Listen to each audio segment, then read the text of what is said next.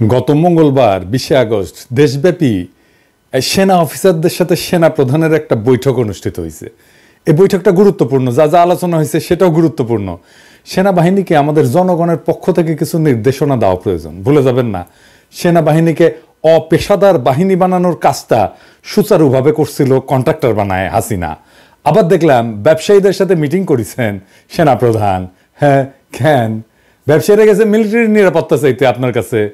ওয়াকার সাহেব, আপনি পারেন দিতে?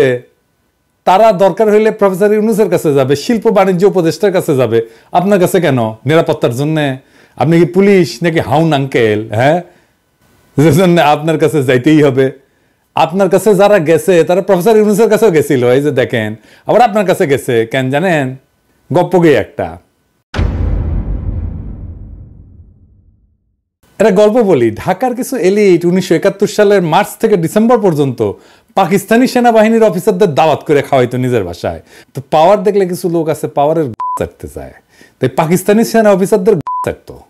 আবার 16 ডিসেম্বর হইলো, সে একই লোকেরা ইন্ডিয়ান আর্মির অফিসারদের ডেকে ডেকে দাওয়াত খাওয়াইতো, মানে পাওয়ারের আর কি, বুঝছাও? তো আপনার পাশে যে দুইজন আছে না, আপনার এখন হোগা চাটতে গেছে, তারা হাসিনারও হোগা কেমনে চাটছে দেখেন। এডিটর সাহেব দেখান একটু। এই জন্যই বলি শেখ হাসিনার সরকার বারবার দরকার। তাই শিল্পী কবির সুমনের জনপ্রিয় গানের ভাষায় বলতে চাই, প্রথমত আমি তোমাকে চাই, শেষ পর্যন্ত আমি তোমাকে চাই, ভীষণ অসম্ভবও তোমাকে চাই। জয় বাংলা, জয় বঙ্গবন্ধু। আমরা আপনাকে আবারও প্রতিজ্ঞা করে গেলাম, আপনার সাথে আমরা ছিলাম, আমরা আছি, আমরা ভবিষ্যতেও থাকবো। মাননীয় প্রধানমন্ত্রী 100 বছর জীবিত থাকবে, তারও বেশি থাকলে উনি ক্ষমতায় থাকবেন, প্রধানমন্ত্রী থাকবেন। আবারও গান হবে, সে যে কেন এলো না, কিছু ভালো লাগে না। জয় শেখ হাসিনা, জয় বঙ্গবন্ধু, জয় বাংলা। মাননীয় প্রধানমন্ত্রী, আমার রক্ত টকবগিয়ে উঠেছে। শেখ মুজিবের বংশ যেখানে যায় সেখানে জয়ধ্বনি হয়, সেখানে ওই দেশ উজ্জ্বল হয়ে যায়। আমার আপার জন্য দোয়া করবেন। আমি শুধু প্রধানমন্ত্রীকে দেখার জন্য, এই বিজনেস কমিটিকে দেখার জন্য আজকে এখানে উপস্থিত হয়েছি। দিয়াবাড়ি থেকে আমি ইউনাইটেড হসপিটাল যাব, 13 মিনিটে চলে গেছি। এটা করলো কে বলেন? শেখ হাসিনা, আমাদের মা জননী শেখ হাসিনা। কখনো বোন, কখনো মা। যখনই এসেছি মায়ের পবিত্র আশীর্বাদের মতো ওনার কাছ থেকে ব্যবহার পেয়েছি, কখনো খালি হাতে ফিরে যাই নাই। হ্যাঁ, শেখ হাসিনা সরকার, শেখ হাসিনা সরকার, শেখ হাসিনা সরকার। জয় বাংলা, জয় বাংলা, জয় বাংলা, জয় শেখ হাসিনা। আরেকটু জোরে ভাই, জয় শেখ হাসিনা, জয় শেখ হাসিনা। আমার রক্ত গরম হয়ে গেছে এখন। যাই হোক, এবার সবার প্রসঙ্গে আসি। কেমন আলোচনা হয়েছে? এই সবাই কর্মকর্তারা যথেষ্ট উত্তেজিত ছিলেন, যা বোঝা গেছে আর কি। আর অতীতের অন্যান্য সবাই খুব কম অফিসার প্রশ্ন করতেন, কিন্তু 20 আগস্টের সবাই অনেককে প্রশ্ন করার জন্য হাত তুলতে দেখা গেছে। সেনা প্রধান মানে ওয়াকার সাহেবের বক্তব্যের মূল পয়েন্ট হচ্ছে যে উনি, আমি এক এক করে কইতেছি, আমি মন্তব্য বলতেছি ওনার বক্তব্যের বিপরীতে। উনি কইছেন, 1 নাম্বার, সেনা মোতায়েন কাঙ্ক্ষিত সময়ের চেয়েও বেশি সময় ধরে চলার সম্ভাবনা আছে। আচ্ছা ওয়াকার সাহেব, এই সিদ্ধান্ত কি আপনি নেবেন? এই সিদ্ধান্ত সেনা প্রধান নেবে না, আদেশটা আসবে অন্তর্বর্তীকালীন সরকারের কাছ থেকে। তাদের প্রতি নিজেকে সমর্পণ করেন। একই সাথে গোপনে নানা রাজনৈতিক দল, ডিবি, এনএসআই, ডিজিএফআই পরিচালিত ইসলামিক দল এবং গোষ্ঠীগুলোর সাথে দেখা সাক্ষাৎ বন্ধ করেন। এই জিনিসগুলো খবর আমাদের কাছে আছে। কি করিচ্ছেন এগুলো আপনার লোকেরাই আমাদের এসে কয়া দেয়, বুঝছাও? এটা বন্ধ করেন, নিষেধ করিচ্ছি, বন্ধ করেন। সব কয়া দেবো কিন্তু কি কি করিচ্ছেন তাইলে।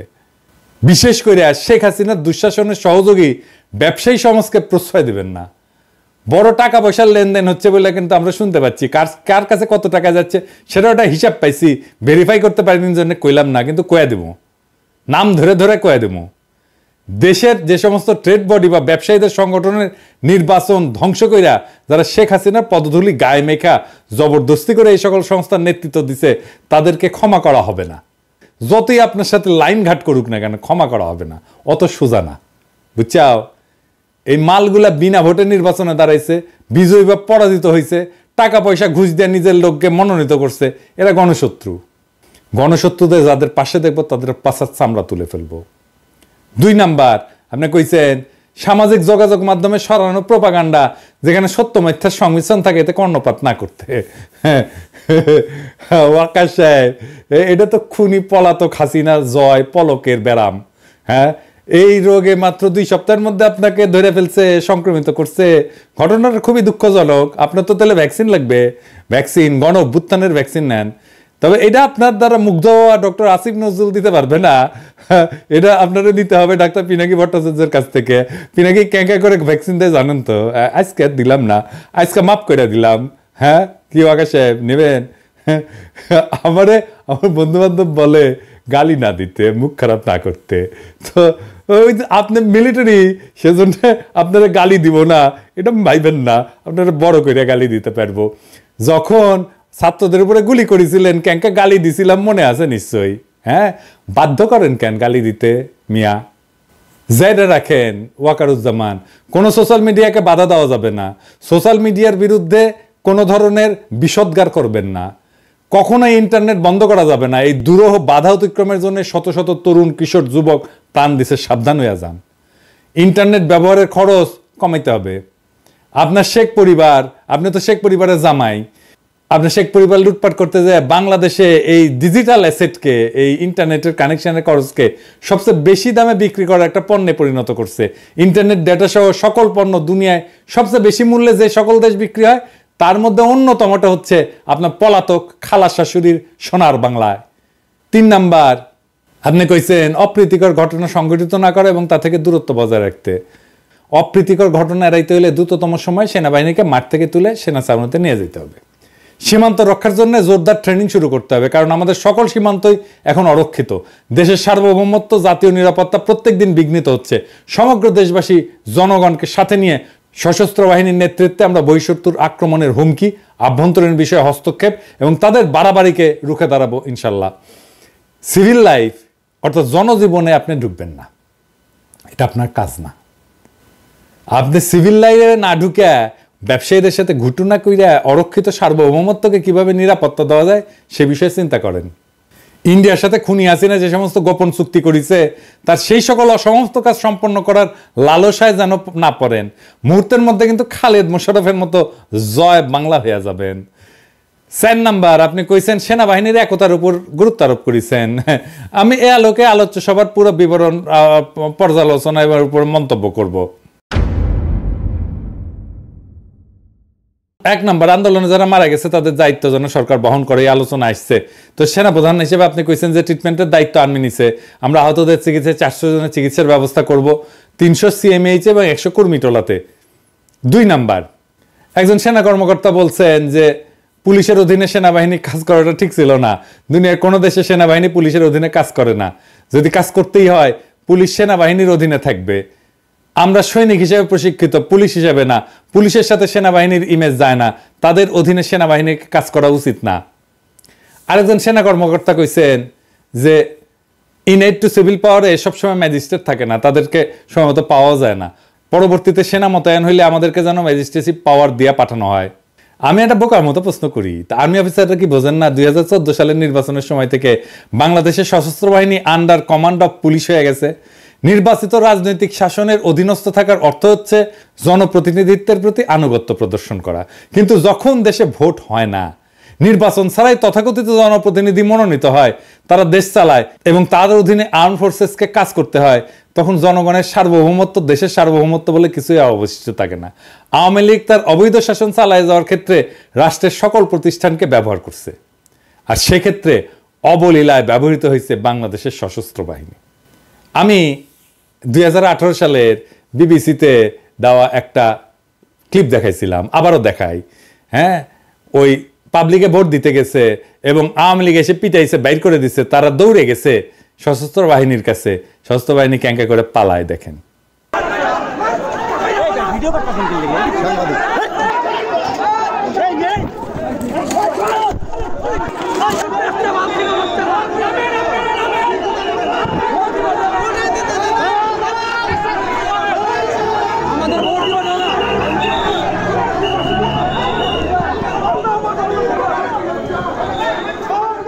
এই পুরো আয়োজনে বাংলাদেশের পুলিশের ভূমিকা ছিল শেখ মুজিব শাসনামলে রক্ষী বাহিনীর মতো নেতৃত্বের আসনে, ওরাই ছিল সুপ্রিম ফোর্স। সেই জন্যই শেখ হাসিনার পতনের ঘটনায় সবচেয়ে বেশি জনপ্রতিরোধের মুখে পড়ছে পুলিশের পোশাকে চাকুরিরত একদল গুন্ডা, ডাকাত এবং সন্ত্রাসী। বেনজিরের মতো কয়েক শত কোটি টাকার মালিক হয়েছে এমন পুলিশ অফিসারের সংখ্যা 500-র বেশি। এর মধ্যে প্রাক্তন আইজি থেকে শুরু করে ওসি পদের লোকেরাও আছে। আজিজের মতো কুখ্যাত জঘন্য সেনাবাহিনী প্রধান থেকে শুরু কইরা ইঞ্জিনিয়ারিং কোর, বিভিন্ন প্রজেক্ট পরিচালনাকারী কর্মকর্তা, ডিজিএফআই, র্যাব সহ ডাকাতি করা যায় এমন পদগুলোতে বসে কাজ করা যায় প্রায় 60 থেকে 65 জন জেনারেল 100 কোটি টাকা এবং সহায় সম্পদের মালিক হয়েছে। এই 60 থেকে 65 জন জেনারেলের তালিকা আমরা তৈরি করতেছি, আমরা এটা প্রকাশ করে দেব। পুলিশের সাথে প্রতিযোগিতা করে আর্মি অফিসাররা 2009 সাল থেকে র্যাব, বিজিবি, আনসার, ডিজিএফআইতে বসে গুম, খুন, ক্রসফায়ার সবই করেছে আর টাকা কামাইছে। এই প্রক্রিয়ায় জন্ম হয়েছে আজিজের মতো একজন নিকৃষ্ট সেনা প্রধানের এবং কয়েক ডজন ক্রিমিনাল জেনারেলের, যার মধ্যে একজন জিয়া। সেনা প্রধানকে এদের বিরুদ্ধে কোনো ব্যবস্থা নেবেন? তিনি কি র্যাব ভেঙে দিবেন? ডিজিএফআই নিষিদ্ধ করতে পারবেন? তা যদি না করেন তাহলে বুঝতে এবং প্রস্তুতি নিতে হবে বাংলাদেশে মানবতা বিরোধী যে সমস্ত কর্মকাণ্ড শেখ হাসিনার দুঃশাসনে চলছে সেগুলোর ওয়াকারুজ্জামানের সমর্থনে এবং পরবর্তীকালে তার নেতৃত্ব অব্যাহত থাকবে। এরপর একজন সেনা কর্মকর্তা গোপালগঞ্জে 10 বেঙ্গল রেজিমেন্টের সেনা সদস্যের উপর হামলার বিষয়টি উত্থাপন করেন। জবাবে সেনাপ্রধান ঘটনার জন্য দুঃখ প্রকাশ করে বলেন যে জড়িত ব্যক্তিদের আইনের আওতায় আনা হবে। মিরপুর ডিএইচএসে হামলার ঘটনা উল্লেখ করে একজন সেনা কর্মকর্তা ক্ষোভ প্রকাশ করে বলেন যে রেসিডেন্সিয়াল এরিয়া বাড়ি বাড়ি ঢুকে হামলা করা হয়েছে, সেটা নিয়ে আমরা দুঃখ পেয়েছিলাম, কেন এটা হইল? সেনাপ্রধান বলছেন যে এমআইএসটি এবং বিইউপির স্টুডেন্টদের হল ছেড়ে দেওয়ার আদেশ দেওয়া হয়েছিল। কিছু স্টুডেন্ট ডিএইচএস এর ভিতরে বাসা ভাড়া নিয়েছিল নিরাপত্তার জন্য, পরের দিন বাইরের কোনো এলিমেন্ট যেন ঢুকতে না পারে, এই জন্য ডিএইচএস সিকিউর করা হয়েছিল। কিন্তু সে রাতে এমআইএসটি এবং বিইউপি স্টুডেন্টরা পাল্টা ধাওয়া করছিল, এদের খোঁজার জন্য সেখানে সেদিন অভিযান হয়। এরপর একজন সেনা কর্মকর্তা বলছেন জনপ্রশাসন, পুলিশ বিভাগ এবং বিচার বিভাগের উচ্চ পদে আসীন অনেক অফিসার পালায় গেছেন, এখন পালানোর জন্য অনেক রেডি এবং তৈরি। এই সুযোগে অনেকে প্রমোশন নিয়ে উচ্চ এবং ভালো পদে বসার সুযোগ নিচ্ছেন। মানুষ কিভাবে মরছে তা সবাই দেখছে। এরপর একজন সেনা কর্মকর্তা বলেন যে ক্যান্টনমেন্টে বিগত কয়েক বছরে যে পরিমাণে রাজনৈতিক কার্যক্রম হয়েছে সেনাবাহিনীতে অতীতে এমনটি দেখা যায়নি। সেনাবাহিনীতে রাজনীতি কোনোভাবেই কাম্য না। সেনানিবাসে ভিডিও, ব্যানার, পোস্টার সহ নানান রাজনৈতিক কার্যক্রম সম্পূর্ণভাবে বন্ধ করা উচিত। সেনাপ্রধান হিসেবে বন্ধ করাটা আপনার দায়িত্ব। তো সেনাপ্রধান এই পয়েন্টটা গ্রহণ করে বলছেন যে অ্যাকসেপ্টেড। এই গণ অভ্যুত্থানের পরেও ইন্ডিয়ার মনোনীত এবং তাদের পছন্দের জেনারেলরা যদি সেনাবাহিনীর নেতৃত্ব দেয় তাহলে শেখ মুজিব এবং শেখ হাসিনার ছবি, পোস্টার, ব্যানার সরে গেলেও প্রতিবেশীরা আমাদের সেনাবাহিনীকে নিষ্ক্রিয় এবং নিস্তেজ করার যে কর্মসূচি নিছে সেটা কিন্তু চলতেই থাকবে, ব্যানার ট্যানার যাই সরান না কেন। একজন সেনা কর্মকর্তা বলছেন যে জেনারেশন জি আমাদের অনেক কিছু শেখাচ্ছে, কিন্তু বাধাগুলো হচ্ছে দুর্নীতি। আর একজন সেনা কর্মকর্তা বলেন যে দুর্নীতিগ্রস্ত মিলিটারি পার্সনদের সেনানিবাসে ঢোকার অধিকার রেস্ট্রিক্ট করতে হবে। এখানে আমি কই কি, দুর্নীতি আবার দুই ধরনের, ব্যক্তিগত এবং প্রাতিষ্ঠানিক। ইন্ডিভিজুয়াল বা ব্যক্তি নির্ভর দুর্নীতি বন্ধের জন্য মোটিভেশন দরকার, কিন্তু প্রাতিষ্ঠানিক বা ইনস্টিটিউশনাল দুর্নীতি বন্ধের জন্য আপনার হস্তক্ষেপ দরকার। যেমন ইঞ্জিনিয়ারিং কোড এবং প্রজেক্টের নামে যে দুর্নীতি হয় সেগুলোর প্রতি খেয়াল রাখতে হবে। সশস্ত্র বাহিনীর শৃঙ্খলা আইনে দুর্নীতি রোধের ব্যবস্থা আছে। জন আকাঙ্ক্ষা অনুযায়ী সেনাবাহিনীর ভেতরকার দুর্নীতি চিহ্নিত করার জন্য আপনারা কি একটা কমিশন করতে পারবেন? একদল সৎ, যোগ্য, দক্ষতা সম্পন্ন অবসরপ্রাপ্ত অফিসার দিয়ে এই কাজটা শুরু করতে পারেন। সেই তদন্তে যারা অপরাধী হিসেবে চিহ্নিত হবে তাদেরকে কোর্ট মার্শাল করেন এবং দায়ীদেরকে সেনানিবাসে ঢোকা এবং অবসরে যে সকল সুযোগ সুবিধা পাওয়া যায় সেগুলো থেকে রেস্ট্রিক্ট করেন। তা করার মুরত কি আর্মির আছে? একজন অফিসার বলেন যে পিলখানা তদন্তের কাগজ এবং অনেক আলামত সরায় ফেলা হয়েছে, এটা পুনঃ তদন্ত করা প্রয়োজন। পিলখানায় সেনা অফিসার হত্যার বিষয়টা উত্থাপন করে একজন অফিসার বলেন 25শে ফেব্রুয়ারিকে জাতীয় শোক দিবস ঘোষণার ব্যবস্থা করা উচিত, যেন এই জাতি সকল শহীদদের মনে রাখে। সেনাপ্রধান অ্যাডজুটেন্ট জেনারেলকে নোট নিতে বলছেন। আরেকজন অফিসার বলেন পিলখানা নিয়ে কমেন্ট করার জন্য অনেকের প্রমোশন আটকে আছে, বিডিআর বিদ্রোহের পর চাকরি হারানো কর্মকর্তাদের ক্ষতিপূরণ দেওয়া উচিত। সেনাপ্রধান বলছেন এটা বিবেচনা করা হবে, আমরা এটা খেয়াল রাখবো কেমন বিবেচনা করেন। সামরিক বাহিনীর অফিসারদের নিশানা করে খুন করতে বিডিআরে সংগঠিত হত্যাকাণ্ড যে একটা বিদেশি ষড়যন্ত্র ছিল তা বাংলাদেশের সংখ্যাগরিষ্ঠ মানুষ বিশ্বাস করে। সেই জন্য এর একটা স্বচ্ছ তদন্ত করে বিশ্বাসযোগ্য বিবরণ বা আখ্যান বা ন্যারেটিভ দেশবাসীর সামনে তুলে ধরা প্রয়োজন। এই ঘৃণিত বিদেশি শক্তির সাথে এদেশের রাজনীতি, সামরিক বাহিনী, জনপ্রশাসন, পুলিশ, সাংবাদিক, বিভিন্ন পেশার মানুষদের যে অশুভ দেশবিরোধী আতাত বা সংযোগ ছিল এবং আছে তা উন্মোচিত করতে হবে। পক্ষপাতহীন, স্বচ্ছ, সঠিক বিচারের আয়োজন করে অপরাধীগুলোকে শাস্তি দিতে হবে। এছাড়া বাংলাদেশের স্বাধীনতা সার্বভৌমত্বের মধ্যে যে ভঙ্গুরতা, দুর্বলতা এবং ভীতি দেখা দিচ্ছে তার অবসান ঘটবে না। একজন অফিসার মেজর সিনহার বিচার কাজ দ্রুতগতিতে সম্পন্ন করতে বলছেন। সেনাপ্রধান অ্যাডজুটেন্ট জেনারেলকে নোট নিতে বলছেন। 2009 সালে শেখ হাসিনা সরকার গঠনের পরে পুলিশের বিভিন্ন পর্যায়ে মুক্তিযোদ্ধা কোটায় যাদেরকে নিয়োগ দিছে তাদের সকলের আসল পরিচয় এবং সত্যতা পুঙ্খানুপুঙ্খভাবে নিরূপণ করতে হবে। সংখ্যালঘু সম্প্রদায়ের এত বেশি সংখ্যক লোক কিভাবে ঢুকলো সেটাও তদন্ত করে বের করতে হবে। আরও দেখতে হবে নিজ জেলার পরিচয় গোপন করে ভিন্ন ভিন্ন জেলার নাগরিকত্ব দেখায় কত সংখ্যক বাটপার এবং দস্যু পুলিশে ঢুকছে। এমন সকল লোককে পুলিশ বাহিনী থেকে ঝাঁটায় বিদায় করে আইন শৃঙ্খলা রক্ষাকারী এই বাহিনীর পুরা খোল নলচা বদলে ফেলতে হবে। প্রমোশন বোর্ড নিয়ে প্রশ্ন তুলে বেশ কয়েকজন কর্মকর্তা বলেন, একজন অফিসার বলেন যে নোটশিটে প্রমোশন পেয়েছে অনেকে, সেনাপ্রধানকে এই ব্যাপারটির প্রতি দৃষ্টি দিতে হবে। সেনাপ্রধান বলেন যে অন্য সেনাপ্রধানরা অতীতে এমনটা করছেন, এটা নিয়ে কোনো কথা বলতে চাই না, সাবেক সেনাপ্রধানকে এই ব্যাপারে পরামর্শ দিয়েছিলাম। একজন বলেন যে ব্রিগেডিয়ার জেনারেল থেকে মেজর জেনারেল পদোন্নতি সেনাপ্রধানের নেতৃত্বে বোর্ডে হতে হবে। বর্তমানে রাজনৈতিক সরকার এটা দেখে, সেই জন্য জেনারেল কর্তৃক সরকার প্রধানকে কদমবুসি করার মতো ঘটনা দেখতে হয়। আর্মি চিফ এই পর্যায়ে হেসে দেন এবং বলেন আই এম এনজয়িং। আরো বলেন আবহাওয়া গরম হয়ে যাচ্ছে, তিনি সবাইকে উত্তেজিত না হয়ে ঠান্ডা হইতে বলেন।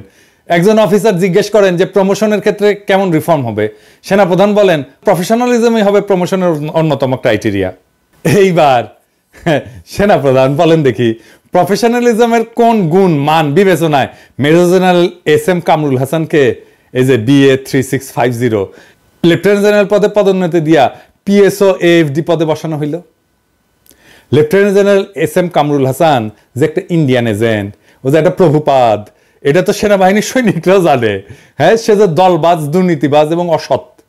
প্রধান উপদেষ্টা ডক্টর মোহাম্মদ ইউনূসকে সশস্ত্র বাহিনী, DJFI, NSI এমন আরো অনেক সংস্থা প্রতিষ্ঠান নিয়ে স্বাধীনভাবে কাজ করার পথে বাধা দেওয়ার জন্য ইন্ডিয়ার তদবিরে সেনাপ্রধান তাকে ওই গুরুত্বপূর্ণ পদে বসাইছে।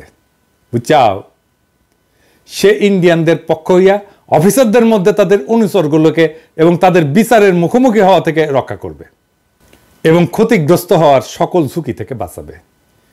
এমন অঘটন ঘটন পটিয়সী ওয়াকারুজ্জামান সাহেব, এইবার আপনি বলেন দেখি এই দেশদ্রোহীকে প্রমোশন দেওয়ার পর এখন আপনি সেনাবাহিনীর তরুণ অফিসারদের সামনে মুখ দেখাবেন কি করে? বাংলাদেশের প্রত্যেকটা মানুষ জানে শেখ হাসিনার গত 15 বছরের ফ্যাসিস্ট দুঃশাসনের মূল পৃষ্ঠপোষক ছিল ইন্ডিয়া। আরও জানে শেখ পরিবারের প্রত্যেকটা লোক ইন্ডিয়ার প্রতি অনুগত, বাংলাদেশের স্বার্থে নয়। মিস্টার ওয়াকারুজ্জামানের পরিবারের 100% সদস্যই ইন্ডিয়ার স্বার্থে নিবেদিত। আজ আপনাদের সকলকে বুঝতে হবে খুনি হাসিনা আশ্রয় পাইছে ইন্ডিয়াতে। অন্য কোনো গণতান্ত্রিক সভ্য দেশ এই ফ্যাসিস্ট দুর্নীতিবাজ গণহত্যাকারিণীকে জায়গা দেয়নি। কিন্তু একজন অফিসার বঙ্গানুবাদ সহ সূরা আসর তেলাওয়াত করছিলেন। তিনি বলছেন যে চিফ, এই অবস্থা থেকে দেশ বাঁচানোর জন্য আমি আপনার নেক হায়াত দানের দোয়া করছি। একজন সেনা কর্মকর্তা বলছেন যে আমাদের মোনাজাত রাজনীতি কেন্দ্রিক হয়ে যাচ্ছিল, কিন্তু মোনাজাত যেন স্ক্রিপ্টাইজ না হয়, হৃদয় থেকে আসতে হবে, এটাকে রাজনীতি মুক্ত রাখতে হবে। সেনা প্রধান বলছেন ভাই জীবনে দেখি নাই হুজুরকে কেউ গলা চাইপা মোনাজাত করাচ্ছে, তারপরে তুমি বলছো একজন জেনারেল নোট করেন জেনারেল ওয়াকারুজ্জামান ওই যে সূরা আসর যে পড়ে শুনেছে এর মর্মবাণী বুঝিছেন? হ্যাঁ, সূরা আসরের প্রথম 2 আয়াতে সময়ের শপথ নেওয়া হয়েছে এবং বলা হয়েছে মানুষ তো আসলেই ক্ষতিগ্রস্ত। এটা আসলে সময়ের শিক্ষা এবং বাস্তবতাকে স্মরণ করায়। বিভিন্ন জামানায় যেসব লোক ঈমান এবং সৎ কাজ থেকে বিরত ছিল তারা ক্ষতির শিকার হয়েছিল, অর্থাৎ তাদের প্রতি আল্লাহর গজব বা আসমানি শাস্তি নাজিল হয়েছিল। প্রত্যেকটি জামানাই এরকম।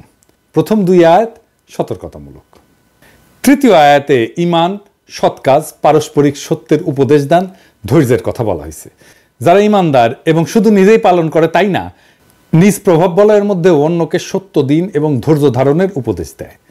আল্লাহকে ভয় করে সব ধরনের পাপ থেকে বিরত থাকে। সূরা আসর পড়লে বুঝবেন যে এদেশবাসী, জনগণ, মানুষ আজ ভীষণভাবে ক্ষতিগ্রস্ত। বাংলাদেশ লুট হয়ে গেছে। আপনার শ্বশুর বাড়ির শেখ পরিবার দেশটাকে দেউলিয়া করে লক্ষ কোটি টাকা বিদেশে নিয়ে গেছে।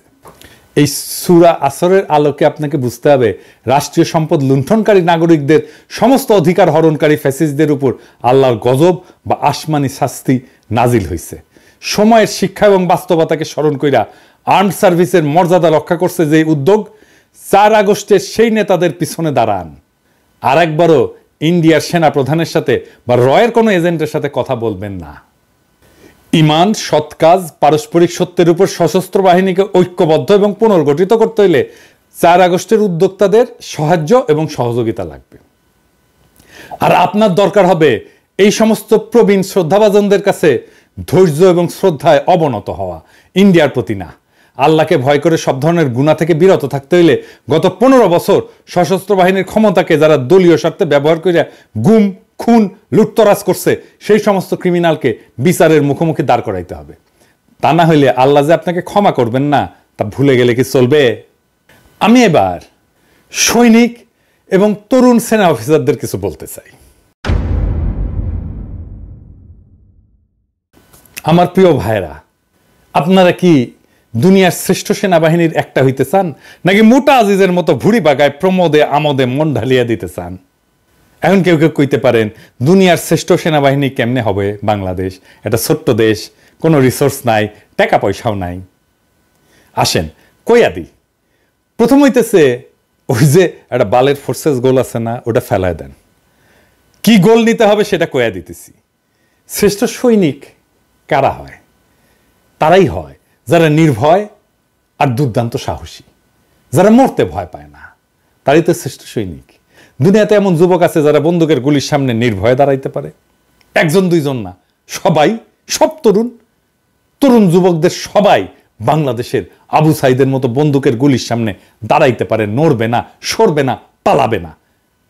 পৃথিবীতে এরকম তারুণ্য নাই, এটা একমাত্র বাংলাদেশের আছে, দুনিয়ার অন্য কোনো দেশের নাই। 1 2 জন তরুণ থাকতে পারে, তো সব তরুণ এটা বাংলাদেশে। এই তরুণেরা সেই সেনাবাহিনীতে থাকলে তাদের দুনিয়ার কোনো সেনাবাহিনী পরাস্ত করতে পারবে না। বাংলাদেশের 18 থেকে 28 বছর বয়সী সব সক্ষম তরুণ তরুণীকে সামরিক প্রশিক্ষণ দিতে হবে।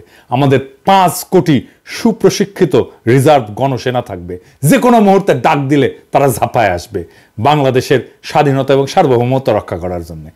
এই প্রশিক্ষণে তরুণেরা শুধু সুস্বাস্থ্যই পাবে না, তারা ডিসিপ্লিনড হবে।